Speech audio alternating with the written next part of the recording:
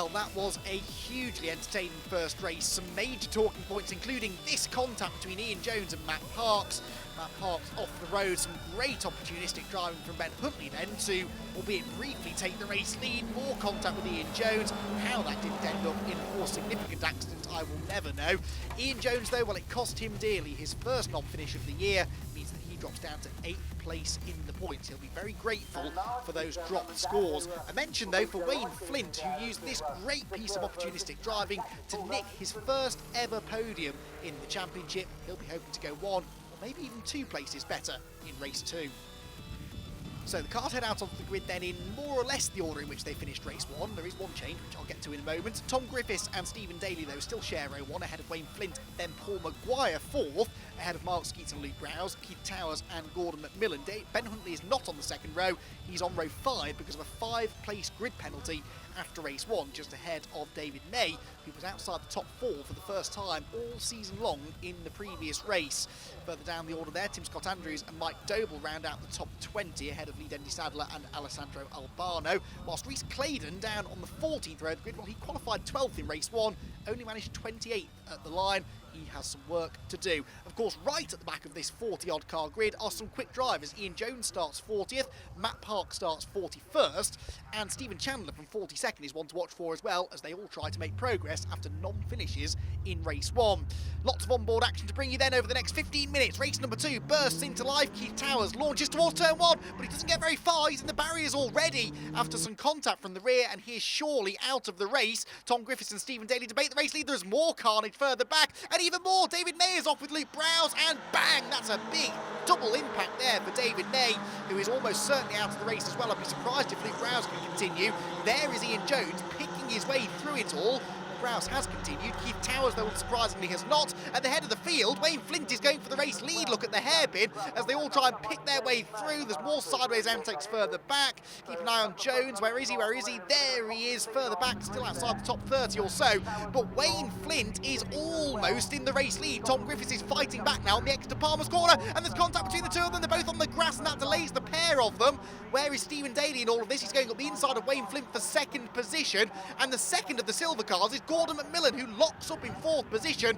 Griffiths leads the way, though. Daly up the inside of both he and Wayne Flint, though, and Stephen Daly is trying to go from 3rd to 1st in one fell swoop, and he might just do it. He's got the inside line for Hamilton as well, and yes, he goes through. Stephen Daly into the race lead, and Gordon McMillan into 3rd position out of absolutely nowhere. Gordon McMillan started 8th on the grid, and he's carved his way into 3rd position. The last time we saw Gordon, he was going down the wrong piece of racetrack at Alton Park and earning himself a 1-lap penalty. Well, now here he is, fighting for a podium position in the early stages at race 2 at Snetterton. Flint is down to 4th. Maguire appears to be in 5th position.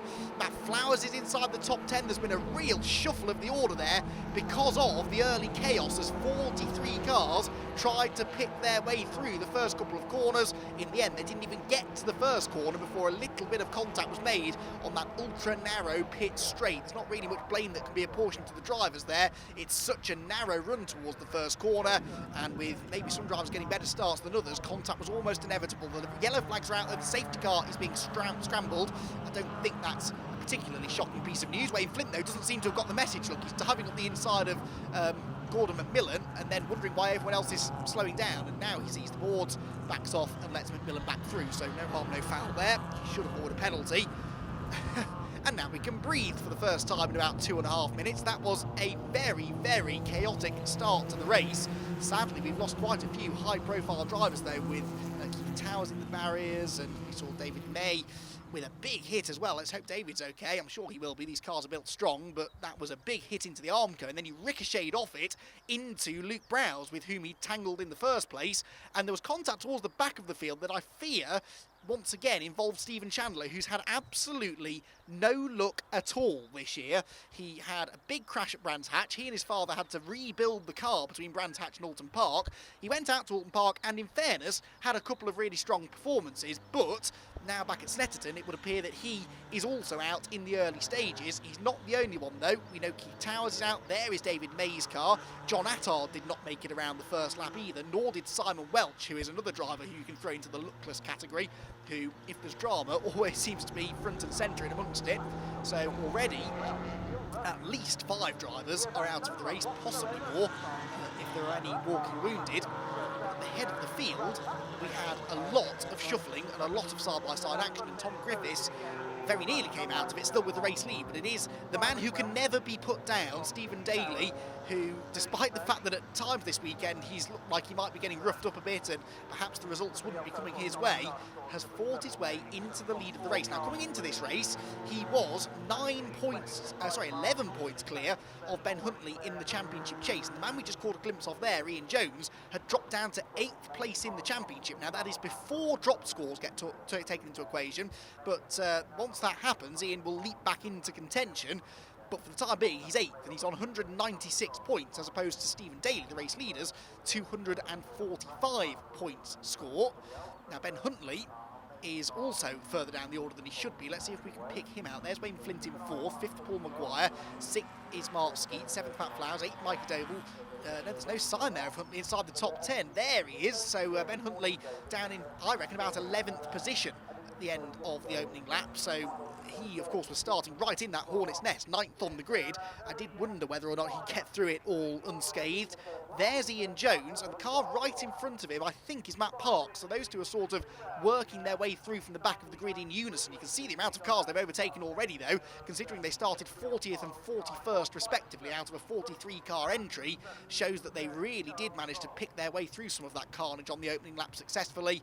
How much further progress can they make, though? That is the question. Of course, this safety car is good news in a way for them, because it means that they are continuing to gain ground on cars in front, but really everyone was quite closely bunched together anyway.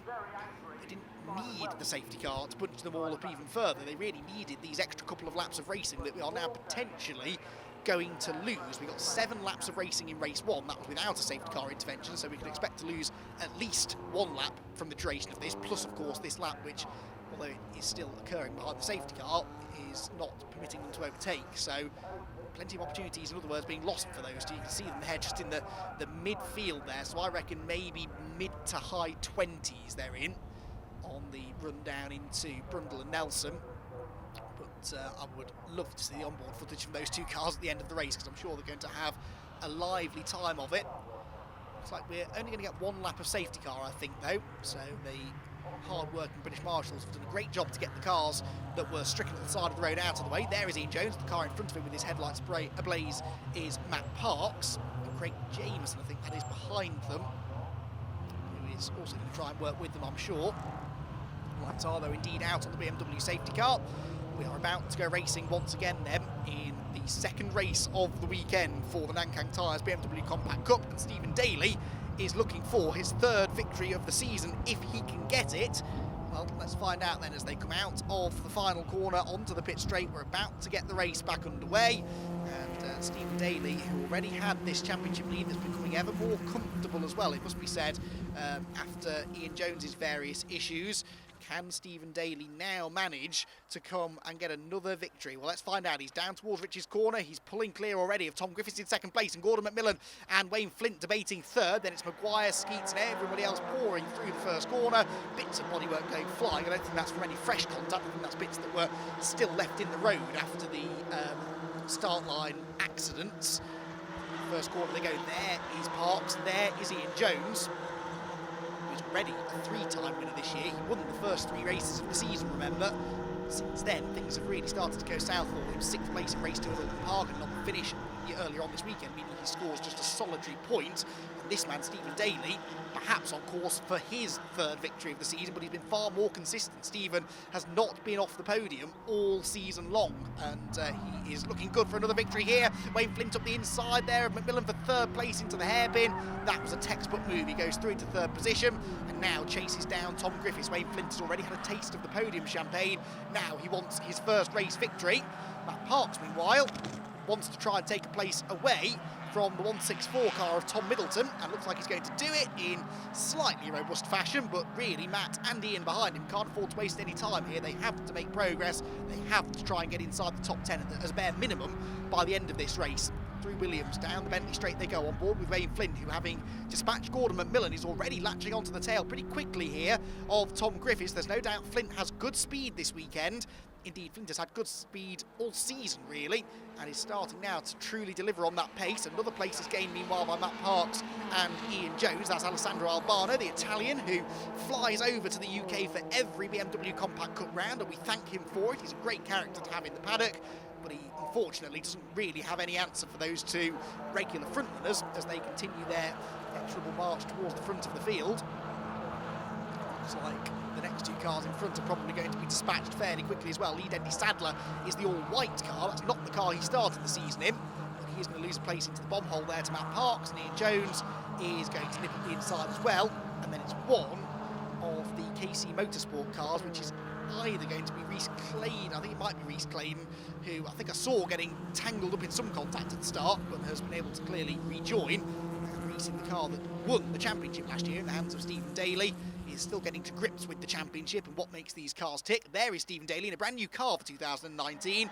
He's already starting to make it work well. He is leading the way now, pulling away from Tom Griffiths and Wayne Flint, who are dicing over second place. Down towards the Wilson hairpin then, and in a slightly earlier apex there, just trying to spook Tom Griffiths into making a mistake. He sees that flash of colour in the mirrors. He might just run a bit wide. Caught a glimpse there of Ben Huntley going through as well. He's not really made much progress from the restart either. So then another one to watch for as he tries to salvage something out of this race after the grid penalty. All arms and elbows there for Wayne Flint as he comes through Palmer's. Closing in now on Tom Griffiths for second position, down towards Agostini, and he's going to go up the inside line again. This is exactly what he did, or trying to do exactly what he did to Gordon McMillan a lap ago. Can he make it stick? He's got the inside on the exit, up through the gears he goes, almost leaning on each other, but he's carrying good momentum. He's got the inside line for Hamilton, and I think Wayne Flint is going to go through. That was a really classy bit of driving there from Wayne Flint. He tried to make the same move he'd made on McMillan a lap ago, didn't quite get fully alongside, and rather than forcing the issue, he settled back, concentrated on the exit speed, and then completed the manoeuvre a corner later into Hamilton.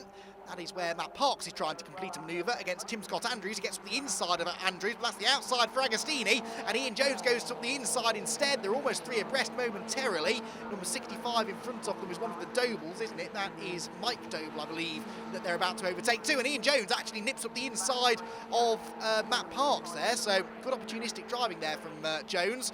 These two have been working their way up the order. Jones started ahead of Parks by one position, but had been trailing him by one place all race long. And Ian knows that was actually quite a significant overtake to make. It's almost like two race leaders battling in lap traffic, isn't it? Because they're negotiating drivers who are not quite as quick as they are, whilst also trying to have their own battle. And Ian Jones has now got the better of Matt Parks. So they work their way out of Nelson. A bit of clean air now for Jones to use as well. I'm surprised Ian hasn't flicked the headlights on. Matt Parks, I suppose, has been the man who's been opening all of the gaps for him. And then Jones has just been following through, but now Jones is at the head of that little pairing as they continue the fight from the back of the grid. Through Coram they come. Right up against the grass on the inside, hard on the brakes, careful not to lose the rear of the car. Years ago, Ian Jones tried to take a race victory through Coram and ended up shortcutting the final corner entirely in his attempts to beat, if memory serves, James Cornwall to the line on that occasion. He got out of the corner in front, but having taken the shortcut, elected to relinquish the lead before the checkered flag, so to forward a penalty. Wherever Ian Jones goes, there seems to be action, doesn't there? And this season has certainly been the same. Right, on board with Wayne Flint. He's in second place. That is Stephen Daly, the reigning champion, just up the road. And he, at the moment, is the only man standing between Wayne Flint and his first ever BMW Compact Cup race victory. Aaron Morgan, meanwhile, is the next man standing in the way of Ian Jones, who is continuing this mission now to climb up the grid. Started 40th on the grid. Well, Aaron Morgan started just inside the top 20, so that shows you how much ground he's gained. On board with Wayne Flint, out of Agostini, a lock up on the way in, and no gears on the way out. Look at that, he's slowing down, and Wayne Flint, that is an absolute disaster for one of the drives of the weekend so far, and Wayne Flint appears to be out of the race. He made a small mistake going into the corner, but I don't think that has led to this problem. That's a lack of gears completely, and Wayne Flint tragically is pulling off to the side of the road and appears to be out of the race from second position, and he was keeping up well with the race leader Stephen Daly as well. Well, that now means that Daly has got an even bigger margin now over Tom Griffiths in second place, and Gordon McMillan is back into third place. Now, when did Gordon McMillan last have a podium? More to the point, when did he last win a round of the Masters Championship? Because he is now the leading master in this race. The yellow and black car there in fifth place overall is Mark Skeets. He is second in the Masters, and sixth place right behind him. Ben Huntley is not a master, but he has at least gained a place in the outright rankings. And with the likes of Ian Jones and Matt Parks still running down the order, that's good news for Huntley. He really could do with getting up there and challenging Daly for the victory. That is looking less and less likely to happen now, though.